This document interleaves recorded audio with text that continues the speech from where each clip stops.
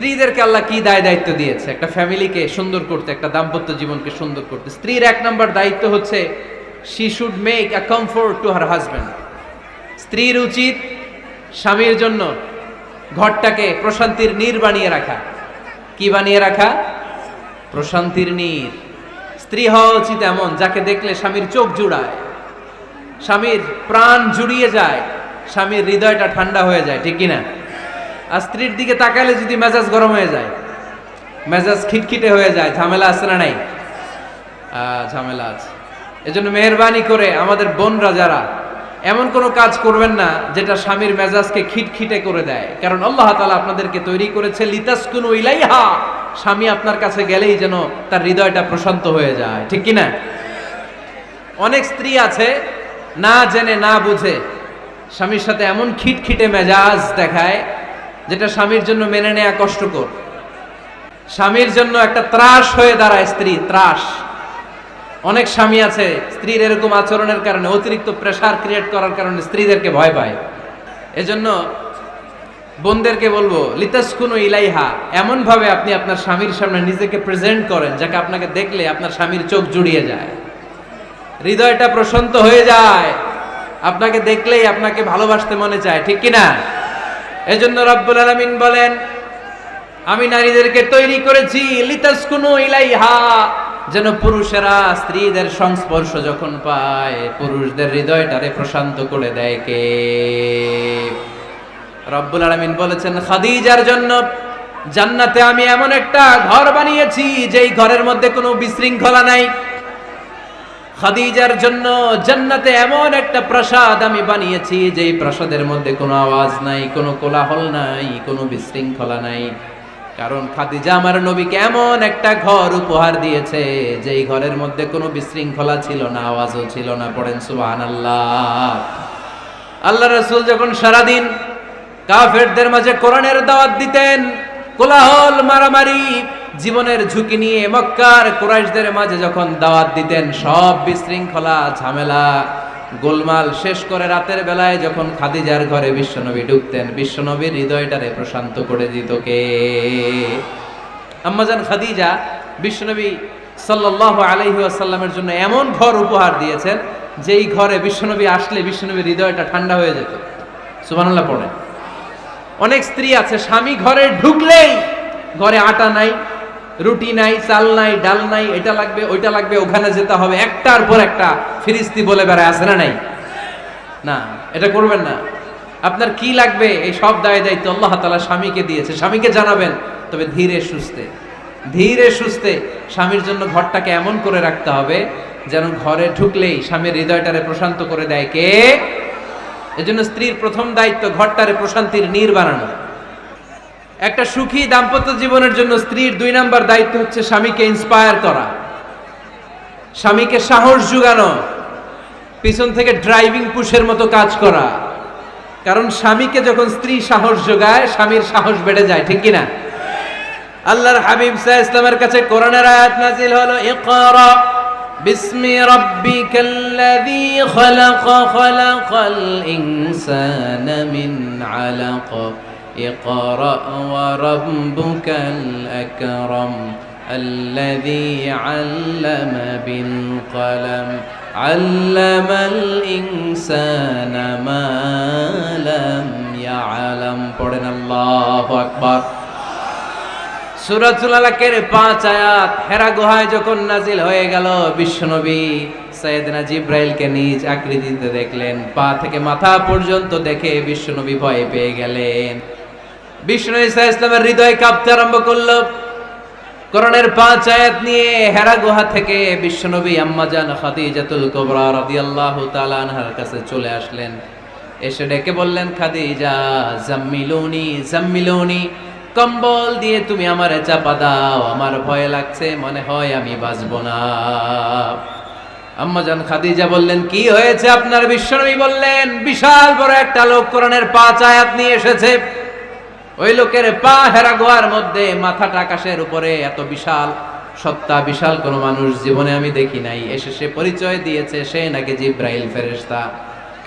বিশ্বনবী বললেন, মনে হয় আমি বাঁচবো না, আমার জ্বর চলে এসেছে, আমার হৃদয়ের মধ্যে কাঁপুনি শুরু হয়েছে, তুমি আমারে কম্বল দিয়ে চাপা দাও। আম্মা জান খাদিজা বললেন, ও নবী ভয় পাবেন না, আমার আল্লাহ কোনোদিন আপনারে অপমান করবেন না। সুবহানাল্লাহ পড়েন। ওয়াল্লাহি ওয়াল্লাহি লা ইউখজিক আল্লাহু আবাদা।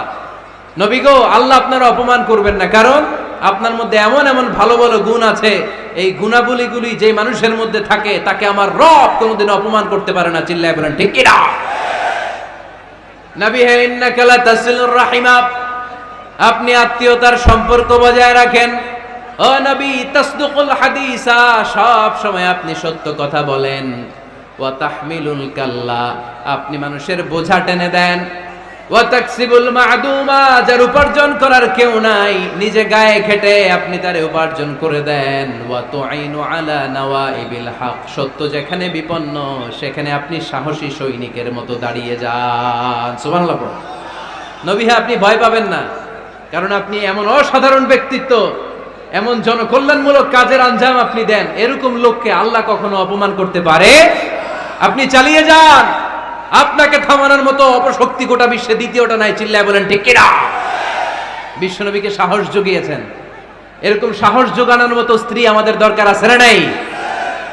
বিশ্বনবী সারাদিন বাইরে যখন কাফের মুশরিকদের অত্যাচার অনাচার সহ্য করে ঘরে আসতেন, আম্মা জান আয়েশা এমন সাহসিকতার বাণী শোনাতেন, এমন মোটিভেশন শোনাতেন, এমন ইন্সপায়ারেশন দিতেন, বিশ্বনবী সারাদিনে সব দুঃখ কষ্ট ভুলে গিয়ে এর পরের দিনের দাওয়াতি কাজের জন্য নতুন করে এনার্জি ফিরে পেতেন। চিল্লায় পড়েন আল্লাহু আকবার।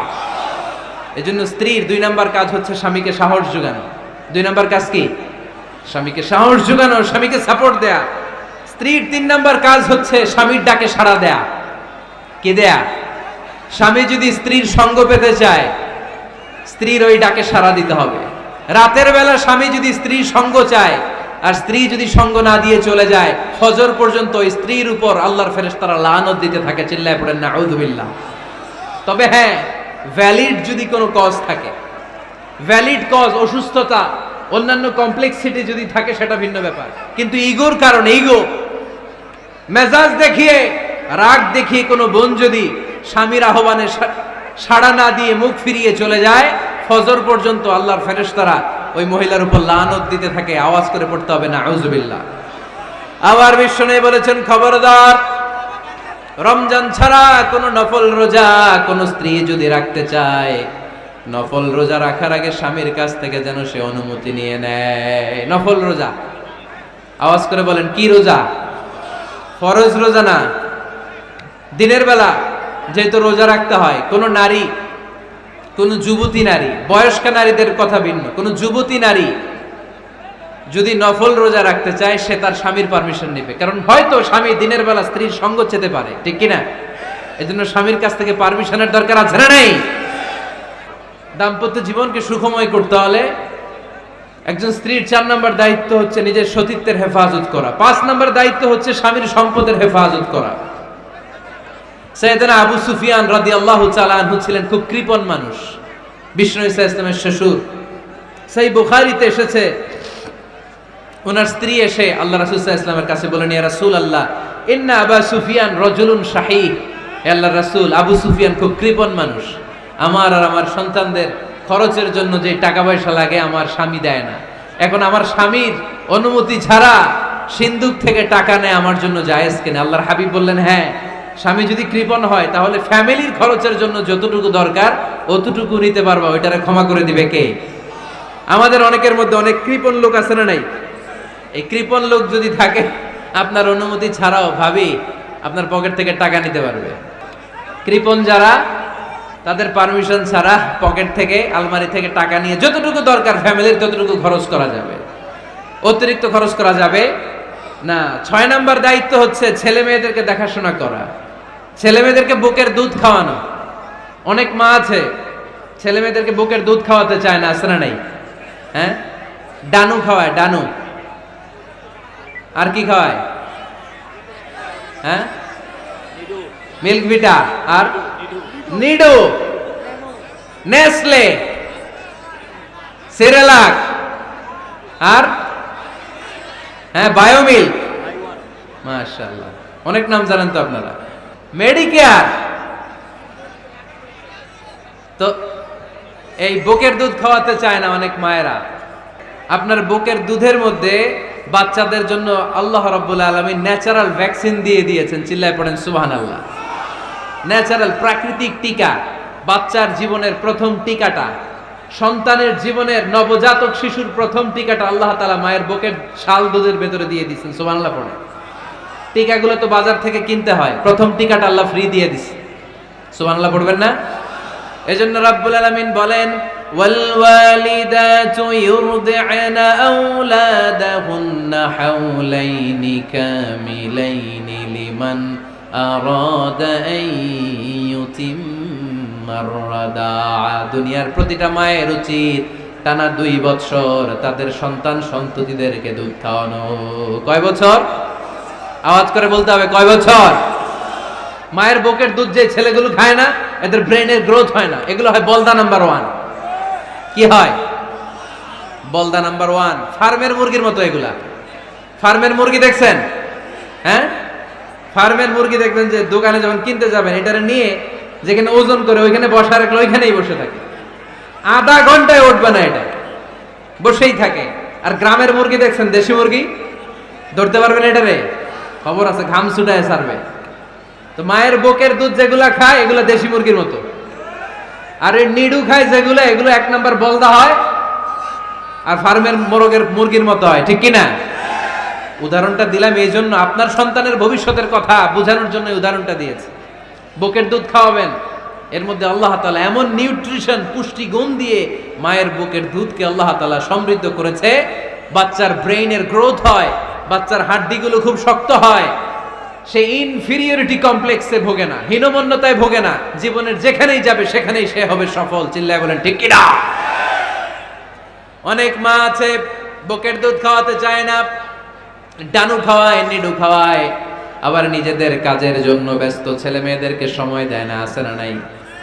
নারীরা চাকরি করতে পারবে, হেজাব করে নিজেকে পর্দার মধ্যে রেখে শিক্ষকতা করতে পারবে, ডাক্তারি করতে পারবে, সব পেশায় তারা যেতে পারবে, নিজেদেরকে পর্দার মধ্যে রেখে হেজাব পরে সব জায়গায় যেতে পারবে। কিন্তু সন্তানদেরকেও দেখাশোনার দরকার আছে না নাই? অনেক মায়েরা নিজেরা থাকে চাকরিতে আর ছেলে মেয়েদেরকে দিয়ে রাখে কাজের মেয়ের কাছে, আছে না নাই? মনে রাখবেন, আপনি যদি অফিসে চাকরিতে ব্যস্ত থাকেন আর ছেলে মেয়ে যদি কাজের মেয়ের কাছে মানুষ হয়, তাহলে ছেলে মেয়ে আপনার আচরণ পাবে না, সে কাজের মেয়ের বুয়ার আচরণ পেয়ে পেয়ে বড় হবে। চিল্লায় বলেন ঠিক কিনা?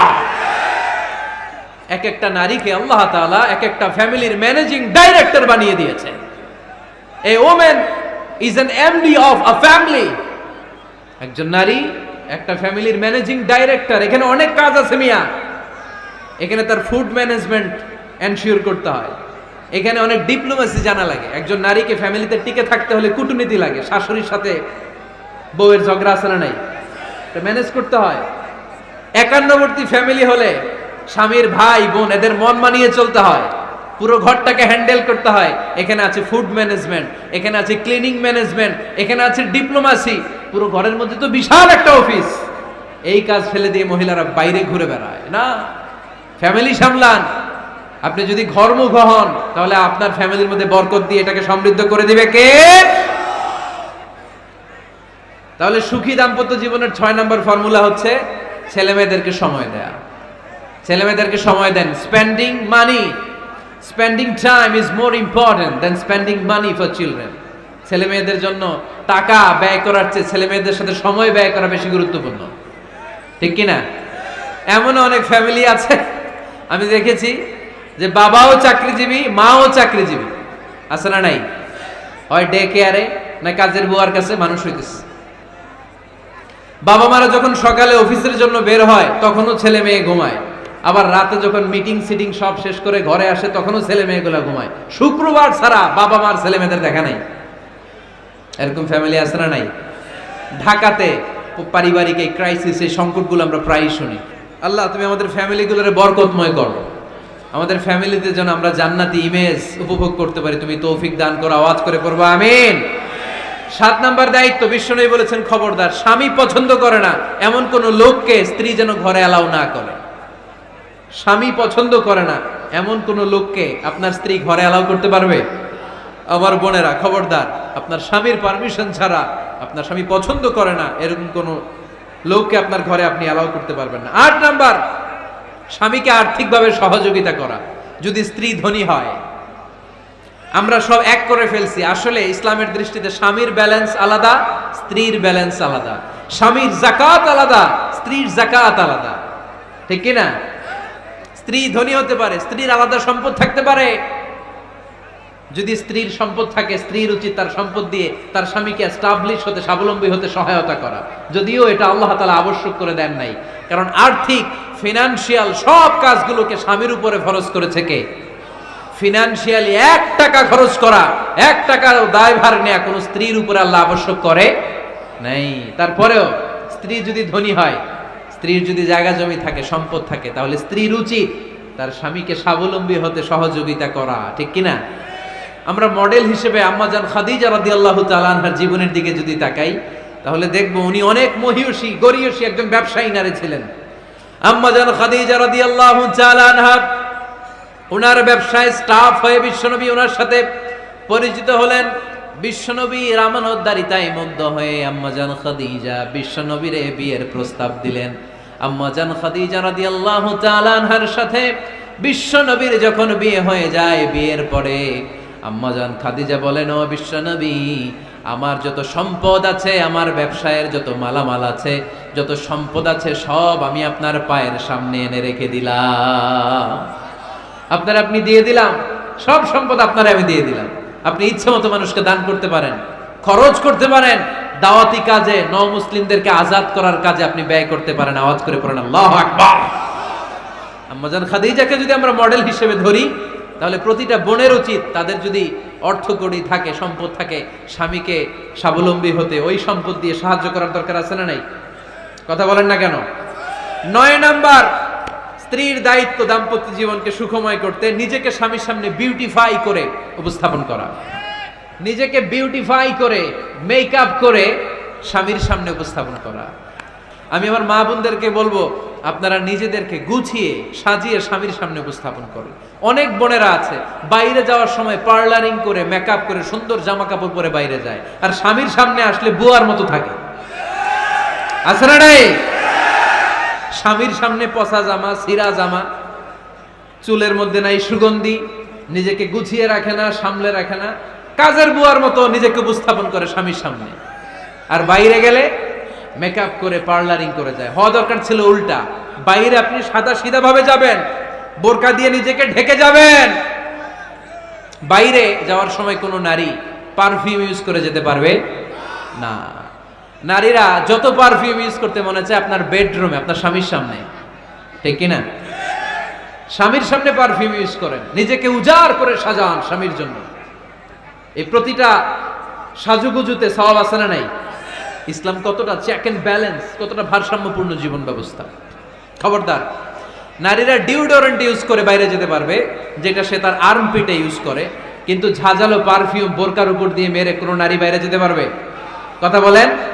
সুনানে নাসাইর হাদিস, আল্লাহর হাবিব বলেন, আইয়ুমা ইমরাআতিন ইস্তা'তারাত নাফসাহা ফামাররাত আলা কওমিন লিয়াজিদু রিহাহা ফাহিয়া জানিয়া। কোন নারী যদি তার জামার উপর দিয়ে পারফিউম মেখে পুরুষ লোকের দৃষ্টি আকর্ষণের জন্য ঘরের বাইরে বের হয়, যতটা পুরুষ তার চেহারার দিকে লোলুপ দৃষ্টি নিয়ে তাকাবে, ততটা পুরুষের সাথে জিনার গুনাহ ওই মহিলার আমলনামায় তুলে দিবে কে? পারফিউম মেখে যদি কোনো নারী বের হয় এই উদ্দেশ্যে যে ছেলেরা আমাদের প্রতি আকৃষ্ট হবে, যতটা ছেলে তার দিকে তাকাবে, প্রত্যেকটা ছেলের সাথে জিনার গুনাহ আল্লাহ তাআলা এমনি তার আমলনামায় তুলে দিবে। নাউজুবিল্লাহ পড়েন। এজন্য খবরদার, নিজেকে সাজিয়ে গুজিয়ে স্বামীর সামনে উপস্থাপন করুন, সাজিয়ে গুজিয়ে। অনেক স্ত্রীরা আছে ড্রাইভারের সাথে কথা বলার সময় মিষ্টি হাসি দিয়ে কথা বলে, বাজারে শপিং করতে গেলে আসসালামু আলাইকুম ভাই কেমন আছেন, কি সুন্দর আসসালামু আলাইকুম।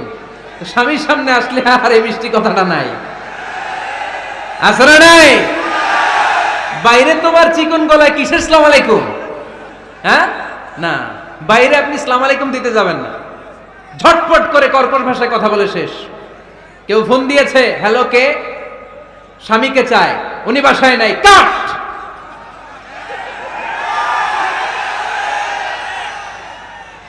কারে চান? আপনার হাজবেন্ডের। নাই, কাট, শেষ করে দিবেন।